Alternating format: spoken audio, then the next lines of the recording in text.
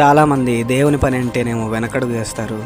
మన సొంత పనులంటే, పనికిరాని పనులంటే, ఎదుగో వ్యర్థమైనటువంటి పనులకు ముందడుగు వేస్తారు. ఎంత ఉత్సాహంగా, ఎంత ఆశతో, ఎంత ఆవేదనతో ముందుకు వెళ్తారో సొంత పనుల కోసం. కానీ దేవుని పనులు మాత్రం నిరాశతో, నిస్పృహతో, ఇదిగో నేనెందుకు చెయ్యాలి, నేనే చెయ్యాలని కొంత నిరాశతో ఉంటాం. ఎప్పుడు కూడా ఇదిగో విశ్వాసులుగా మనం అలా ఉండకూడదు.